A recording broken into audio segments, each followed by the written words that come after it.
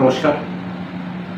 তুলা রাশির জাতক জাতিকার জন্য উচ্চস্থ দেবগুরু বৃহস্পতি নিয়ে এসছেন মান, সম্মান, কর্মবৃদ্ধি, ব্যবসায় বৃদ্ধি, পদোন্নতি, স্যালারি হাইক, অনেক কিছু। কিন্তু কিছু সতর্কতা এই শুভ ফলটা পাওয়ার জন্যে অবলম্বন করতে হবে। এই সতর্কতার কথা আর উপায় সব কিছুই আপনাদের সঙ্গে আলোচনা করব। চলুন শুরু করা যাক।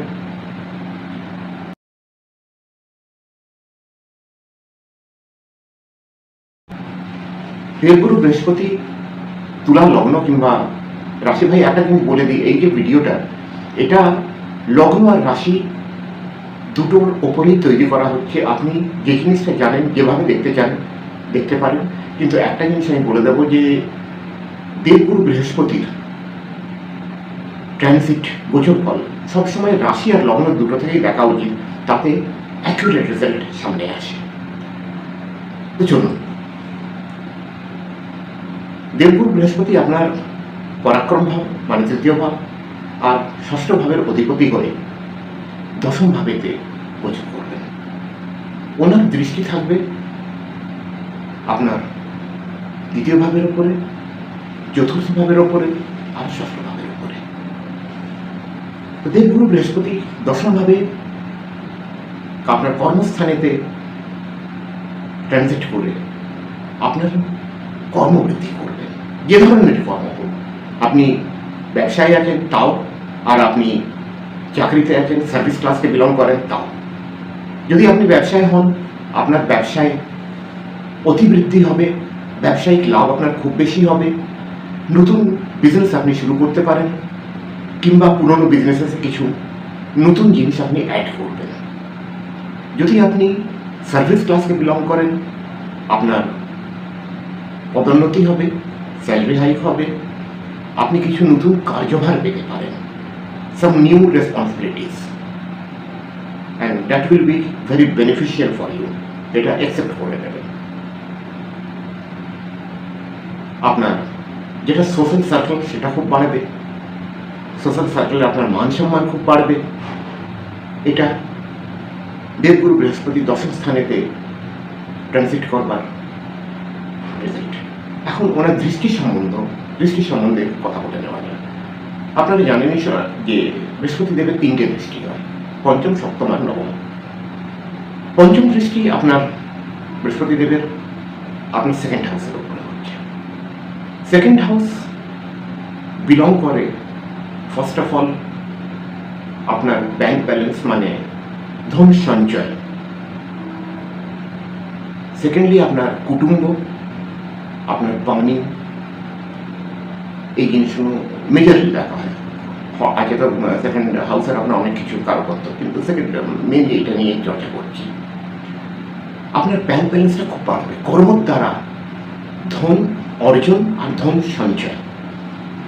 ধন অর্জন হবে তবেই ধন সঞ্চয় হবে, এটা খুব বাড়বে। আপনার ব্যাংক ব্যালেন্সটা আপনার খুব বাড়বে। এই উচ্চস্থ বৃহস্পতি ট্রানজিট আপনাকে এই বিষয়ে খুব সুফল দেবে। আপনার কুটুম্বদের সঙ্গে আপনার রিলেশনটা খুব মধুর হবে। যদি কোথাও কোনো মনোমালিন্য থেকে থাকে সেটা মিটে যাবে, খুব মধুর সম্পর্ক হবে। আপনার কথাবার্তায় মানে বাণীতে একটা ম্যাজিক্যাল এফেক্ট আসবে। ম্যাজিক্যাল এফেক্ট কেন বলি আমি?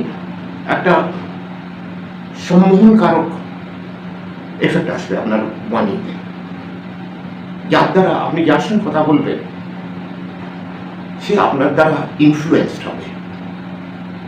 আপনাকে এই সময় মানে 2 জুন 2026 থেকে 31 অক্টোবর 2026 অবধি যতদিন দেবগুরু উচ্চস্থ আছেন, আপনাকে লোকে নাম বলতে পারবে না। এইভাবে আপনার মানে একটা বাণীর প্রভাব এরকম হবে যে ওর দ্বারা আপনি যে কোনো কাজ করে নিতে পারবেন। আপনি যদি মার্কেটিংয়ে থাকেন, সেলসে থাকেন, সোশ্যাল মিডিয়াতে থাকেন, এই ধরনের কাজ যদি আপনারা, even if you are advocate, consultancy কাজ করেন, এই ধরনের কাজ যদি আপনি করেন, আশাতীত উন্নতি আপনি পাবেন। ট্রানজিট রেজাল্ট এটাই হচ্ছে। দেবগুরুর সপ্তম দৃষ্টি আপনার চতুর্থ ভাবের উপরে হচ্ছে। চতুর্থ ভাব থেকে আমরা বিচার করি মাতৃসুখ, পরিবার, চলাচল সম্পত্তি, পারিবারিক মধুরতা, মিত্রবর্গ, কিছু এইসব জিনিসগুলো আমরা চতুর্থ ভাব থেকে বিচার করি। এই সমস্ত সুখেতে আপনার বৃদ্ধি হবে। চল অচল সম্পত্তি আপনি নতুন ক্রয় করতে পারেন। অলরেডি যদি আপনার কাছে আছে তাও হতে পারে নতুন আসবে, আর যদি নতুন নাও আসে তো যদি ওটা বিস্তার হবে। বিস্তার হবে মানে যদি মনে করেন আপনি এখন একটা 2 BHK-তে রয়েছেন, তো আপনি 4 BHK, 5 BHK-তে হয়তো শিফট করে যাবেন। গাড়ি আপনি যদি 2 হুইলার রয়েছে 4 হুইলার এসে যাবে, 4 হুইলার রয়েছে ওর মডেল আপগ্রেড হয়ে যাবে। যদি আপনি রিয়েল এস্টেটের সম্বন্ধিত কোনো কাজ করেন কিংবা রিয়েল এস্টেট ফার্মেতে আপনি সার্ভিস করেন, আশাতীত উন্নতি, নো ডাউট। আপনার মাতৃসুখটা খুব বাড়বে, মাতৃ স্নেহ আপনি খুব প্রাপ্ত করবেন। পারিবারিক জীবনটা আপনার খুব মধুর হবে। পরিবারের সঙ্গে একটা খুব ভালো সামঞ্জস্য ক্রিয়েট হবে। খুব আনন্দময় সময়, খুব ভালো সময়। দেবগুরুর নবম দৃষ্টি আপনার 6th হাউসের উপরে হচ্ছে। যদি কোনো রকমের কোনো শারীরিক কিংবা মানসিক যে কোনো রকমের সমস্যা আপনার যদি রয়েছে, তো তাহলে তার থেকে আপনি মুক্তি পাবেন। যদি ছোট কোনো ঋণ থাকে সে ঋণ থেকে আপনি মুক্ত হবেন। বড় ঋণ থাকলে অনেকটা লাভ হয়ে যাবে ওই ঋণেতে। আর শত্রু বাধা থেকে আপনি মুক্ত থাকবেন এই সময়। কোনো রকমের কোনো শত্রু আপনার কিছু খারাপ করতে পারবে না। এসব কোনো রেজাল্ট হচ্ছে ভাই, কিন্তু তার সঙ্গে সতর্কতার কথা বলেছিলাম। একটু সতর্কতা যে জিনিসগুলো হচ্ছে সেগুলো বলে দিই। যে দেবগুরু বৃহস্পতি উচ্চস্থ থাকলে একটা টেন্ডেন্সি হচ্ছে দেবগুরুর যে একটুখানি অহংকারটা বৃদ্ধি করে দেন, আর মানুষ ওভার কনফিডেন্সে একটু বড় বড় কথা বলে। তো এই দুটো জিনিসকে অ্যাভয়েড করবেন। ওভার কনফিডেন্সে আপনার কর্মভাবে যে দেবগুরু রয়েছেন, ওভার কনফিডেন্সে কোনো কাজ করে নিলেন, হ্যাঁ আমি তো এটা করেই নেব, বিনা ভেবে চিনতে, তাহলে মুশকিল হবে।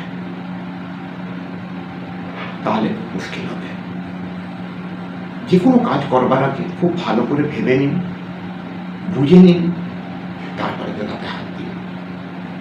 এটা দেবগুরুর উচ্চস্থ ট্রানজিটের সব থেকে বেশি সতর্ক থাকবার বিষয় হচ্ছে।